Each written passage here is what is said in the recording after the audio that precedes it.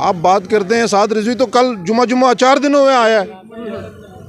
جو بڑے ہیں ان کی بات کریں نا, انہوں نے کیا کیا ہے آپ بتائیں, آپ جواب دیں اس کا.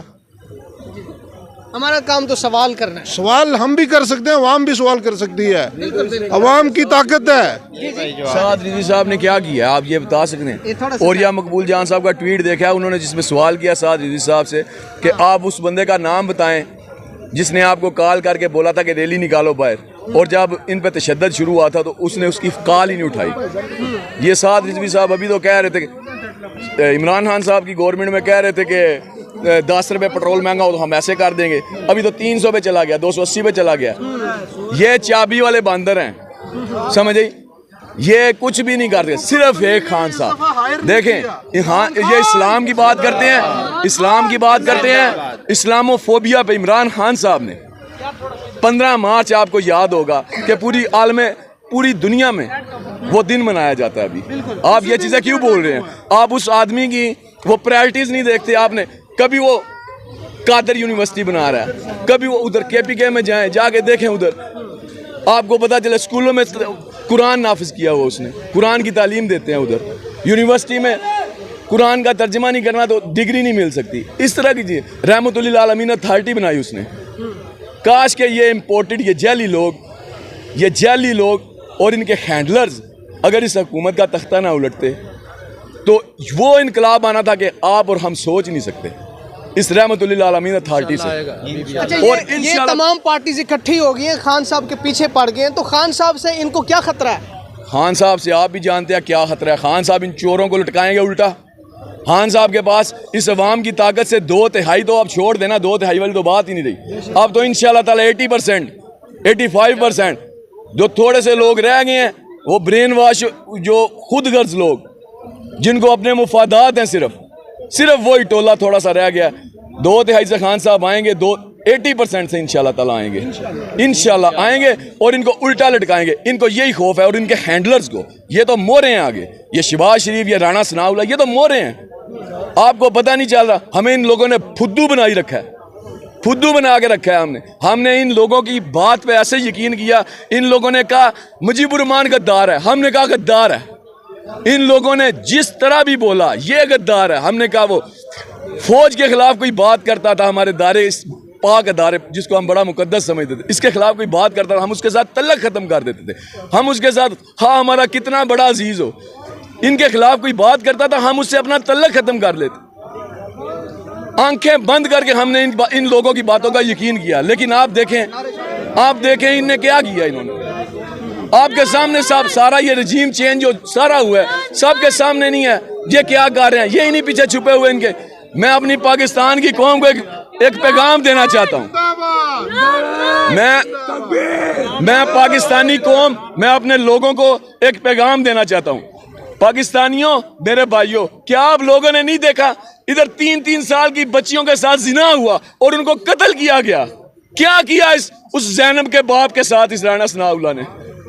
اس کی آنکھوں میں آنسو نہیں دیکھتے آپ لوگ, اس کی بے بسی.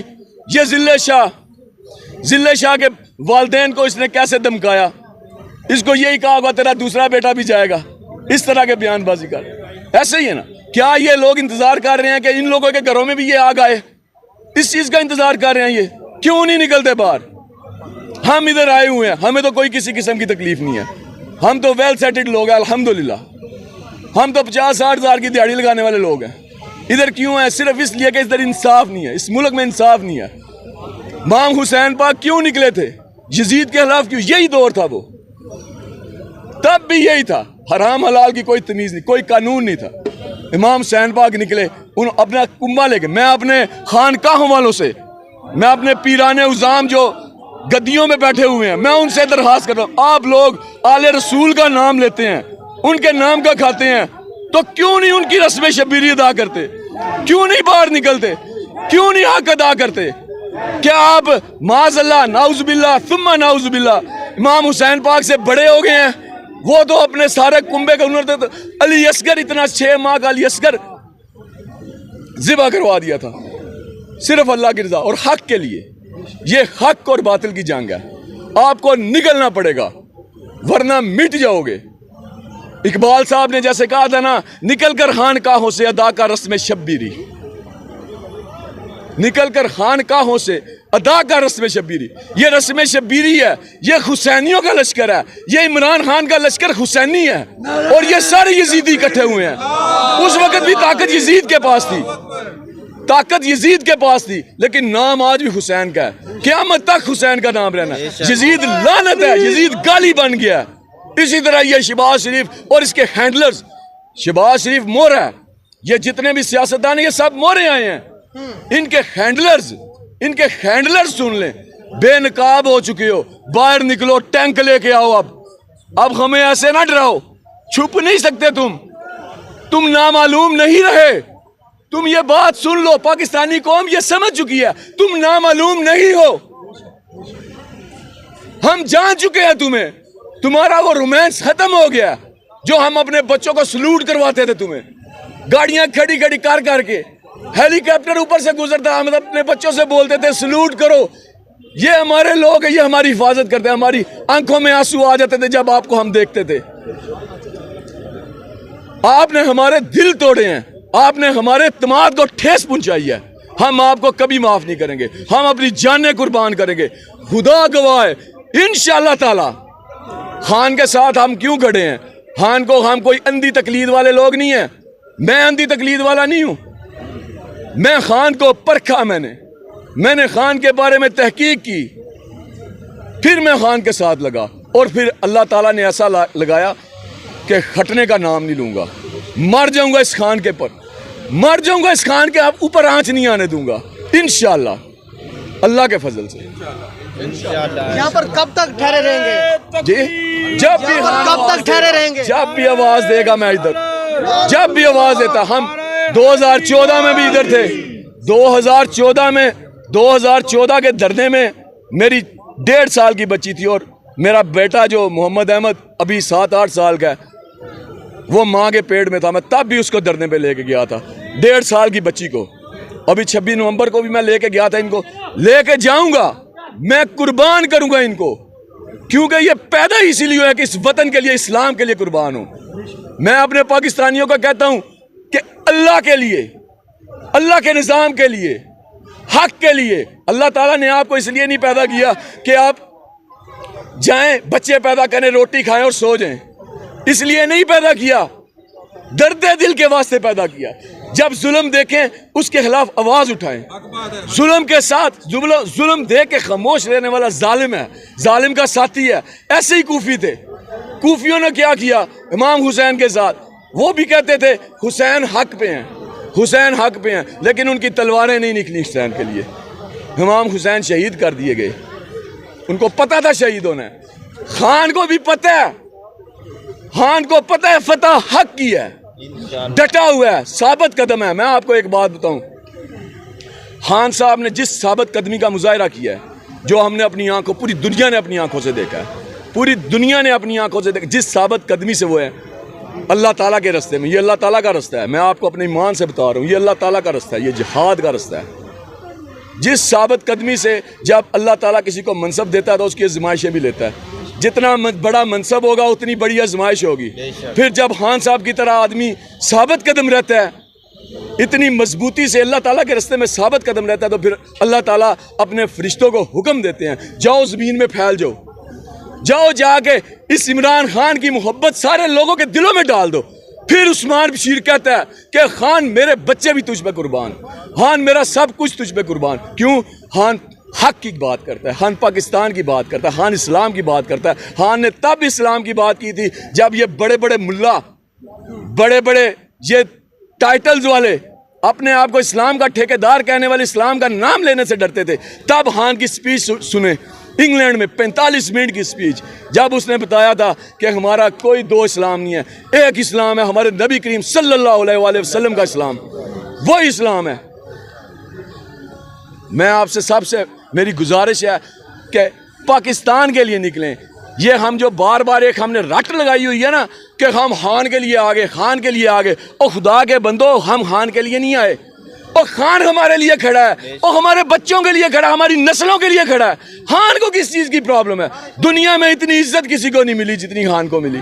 اتنی شہرت نہیں کسی کو. رائل فیملی برطانیہ کی شاہی خاندان اس کو VIP پروٹوکول دیتا ہے. دولت اس کے پاس ہے. کس چیز کی کمی ہے؟ یہ گندے گندے چھوٹے گھٹیا لوگوں سے گالیاں کھا رہا ہے, سن رہا ہے, اتنی تکلیفیں برداشت کر رہا ہے, گولیاں تک تو کھا لی ہیں, خون تو دے دیا ہے, اور کیا دے آپ کو؟ کب نکلو گے؟ اب کیا انتظار, کس چیز کا انتظار کر رہے ہو؟ ہم تو مر جائیں گے ادھر, ہم جتنے بھی ہیں. مجھے کسی اور کا تو پتہ نہیں, میں اپنا تو کہہ سکتا ہوں, میں تو مر جاؤں گا اگر میں ادھر ہوا. خان صاحب یہ آئے پکڑنے, میں تو مر جاؤں گا خان کے آگے, مجھے تو اتنا پتا ہے. لیکن آپ کیا کرو گے اگر خدا نہ خواستہ خان کو کچھ ہو گیا جیسے یہ؟ لیکن مجھے یہ بھی یقین ہے کہ انشاءاللہ نہیں ہوگا, کیونکہ اللہ تعالیٰ نے خان سے بڑا کام لینے ہیں. یہ میرا یقین ہے. اسی خان نے پاکستان کو ٹھیک کرنا ہے, اسی پاکستان کو اسی خان نے کرنا ہے ٹھیک. پاکستان نے یہ جو ہم سنتے آئے نا, اقوام عالم کے فیصلے پاکستان کی خان اور نام میں ہوں گے, اسی خان کی وجہ سے انشاءاللہ ہوں گے. لیکن میرے پاکستانیوں, آپ لوگ ایک بات کا دھیان رکھنا, پاکستان کہیں نہیں جا رہا, پاکستان کو کچھ بھی نہیں ہونے والا.